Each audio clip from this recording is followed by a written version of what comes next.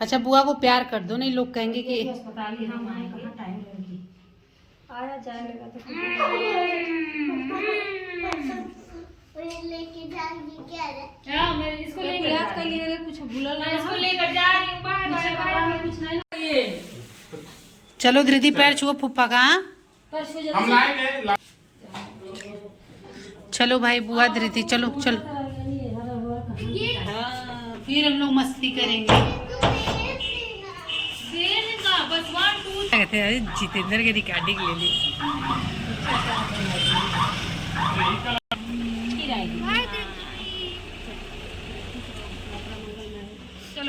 Bye bye, जल्दी आइएगा। हाँ पीहू पीहू तो 500 पहले ही पा गई तो भितरा गई।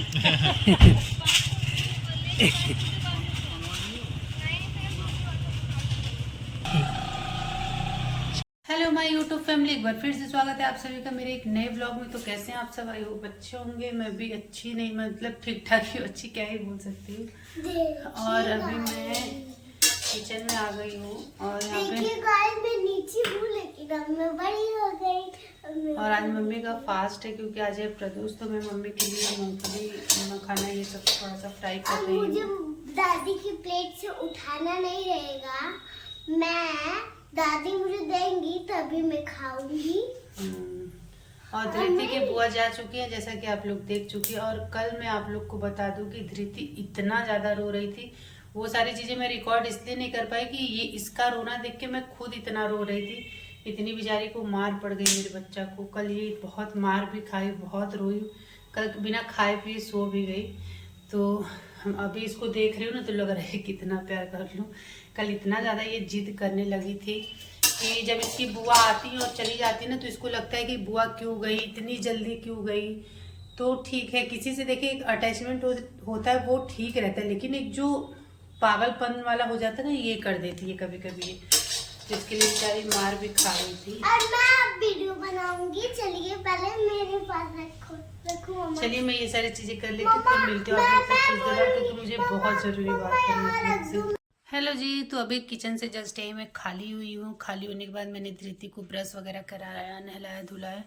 वैसे तो धृति को मम्मी ही नहलाती है, लेकिन आज मम्मी मंदिर गई हैं तो काफ़ी लेट हो जाएगा क्योंकि धृति जल्दी ही नहा लेती है, तो उसको मैंने नहला वहला दिया है। फिलहाल अभी मुझे पीढ़े पे बैठ के नहलाने में बहुत ज़्यादा दिक्कत हो रही थी, लेकिन मैंने सोचा नहला दूँ क्योंकि मम्मी भी आएंगे, चाय पानी करेंगे, कब नहलाना वहलाना हुआ तो काफ़ी लेट हो जाएगा।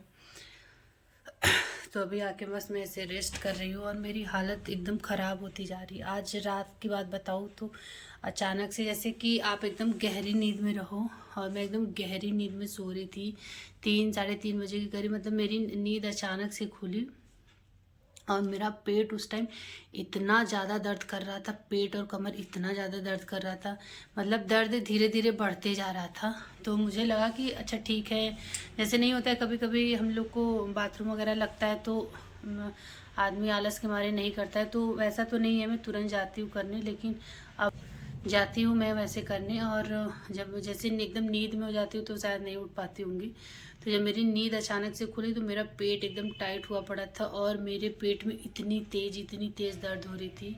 मुझे जैसे ये लग रहा था कि मुझे प्रेशर आया हुआ है, लेकिन ऐसा जाने के बाद ऐसा कुछ हो ही नहीं रहा था। मतलब दिमाग इतना उलझन में था, पेट इतना दर्द कर रहा था, कमर इतना दर्द कर रहा था। मतलब 3 साढ़े 3 घंटे तक ये चीज़ें मैंने झेली। और पतिदेव का सुबह जल्दी ऑफिस जाना था, लेकिन बेचारे मेरी वजह से उनकी नींद भी पूरी नहीं हुई। तो इस टाइम जो बोल सकते हैं ना, एक ढाल बन के खड़े हैं वो मेरे। और कमर में इतना ज़्यादा पेन हो रहा था, पेट में इतना ज़्यादा पेन हो रहा था। कभी दर्द इतना ज़्यादा बढ़ जाए फिर नॉर्मल हो जाए, फिर जब जैसे ही दर्द नॉर्मल हो ना तो मुझे तुरंत नींद आ जाती थी, और जैसे ही दर्द ज़्यादा बढ़ता था मेरी नींद अचानक से खुल जाती थी। तो ये चीज़ें मैंने 3 घंटे झेली। मुझे लग रहा था मैं किसको बताऊँ, किसको बुलाऊँ, मतलब इतना उस टाइम लग रहा था कि लाइफ एकदम मतलब मैं उसको एक्सप्लेन नहीं कर पा रही हूँ कि इतना दिक्कत हो रही थी। तो दिक्कतें ऐसी हो रही थी ना कि मैं लग रहा था कि किससे शेयर करूं, मैं किसको क्या बताऊं। फिर मैंने इनसे बोला जाओ आप मम्मी को बुला के लाओ, फिर उन्होंने बोला मम्मी क्या करेगी, इतना ज़्यादा मुझे दर्द हो रहा था। फिर मुझे 6 बजे के करीब जाके आराम हुआ, उसके बाद तब जाके मैं सोई हूँ और इतना ज़्यादा दर्द हुआ।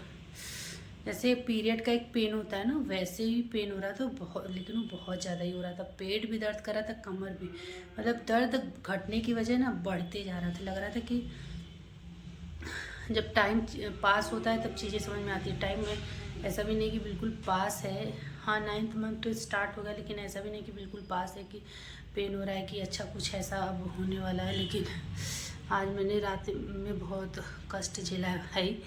और अभी मैं भले ही हंस रही हूँ, भले ही बोल रही हूँ, लेकिन अभी भी मुझे वो दर्द महसूस हो रहा है। कमर में मेरे वैसे ही दर्द बना हुआ है, जहाँ एनेस्थीसिया का इंजेक्शन लगता है ना, वहाँ पे कंटिन्यू दर्द हो रहा है। जैसे मैं चल भी रही हूँ ना, तो वहाँ पे दर्द हमेशा हो रहा है। तो पता नहीं चीज़ें क्या हो रही है, मतलब ये जब से 9th मंथ स्टार्ट हुआ है ना, चीज़ें बहुत ही ज़्यादा अजीब हो गई हैं। दर्द बहुत ज़्यादा हो रहा था कल रात में, तो अभी तो ठीक हूँ फिलहाल। सुबह मेरा बिल्कुल भी उठने का मन नहीं था, लेकिन मजबूरी है, क्या करें, उठना ही पड़ेगा क्योंकि फैमिली है भाई। और मम्मी का भी आज फास्ट वगैरह था, तो सारी चीज़ें ऐसा नहीं कि मम्मी नहीं कर पाएंगी, मम्मी कर लेंगी, लेकिन मुझे पता नहीं क्यों संकोच लगता है। मुझे लगता है कि अगर थोड़ा सा भी मुझे आराम हो रहा है तो मैं उठ के अपनी चीज़ें जो मैं करती हूँ उसको करूँ। और मम्मी बोलती है कि तुम आराम करो, लेकिन मुझे पता नहीं मुझसे नहीं हो पाता है कि नहीं मैं मतलब बैठी रहूँ। मुझे थोड़ा भी आराम होता है तो मैं अपनी चीज़ें करने लगती हूँ। तो अभी मुझे थोड़ा बहुत आराम है, लेकिन जैसे एक डर सा लग रहा है कि फिर दर्द न स्टार्ट हो जाए। और कमर में तो अभी भी दर्द है, पेट तो ठीक है, लेकिन जैसे एक भारीपन सा होता है ना, वो चीज़ें हो रही हैं। और अजीब सा ही हो रहा है, पैर दर्द कर रहा है, पूरी बॉडी जैसे लग रहा है कि कितना कोई मुझे मारा हो वैसा दर्द हो रहा है।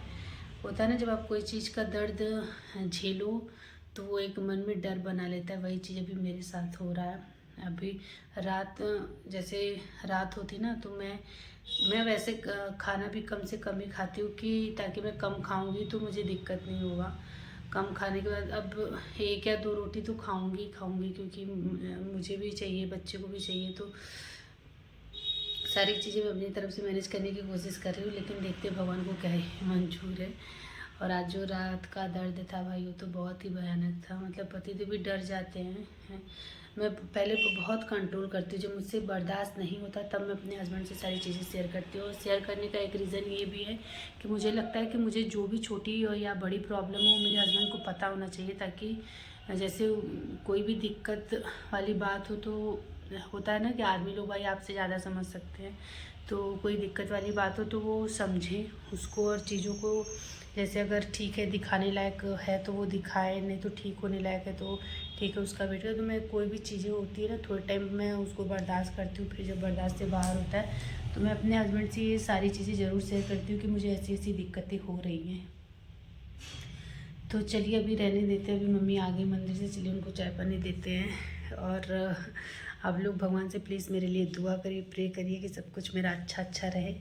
भगवान चाहेंगे तो जल्दी सब कुछ आप लोग को देखने के लिए मिलने वाला है। चलिए फिर मैं मम्मी को दे लेती हूँ, फिर आप लोग से बातें करूँगी थोड़ी बहुत, या तो मैं अगले व्लॉग में मतलब दीदी क्या क्या लाई, बहुत सारी चीज़ें आप लोगों के साथ शेयर करनी है। थोड़ा डर लग रहा है, इसके लिए मैं चीज़ें नहीं शेयर कर रही हूँ। चलिए फिर मिलते हैं बाद में।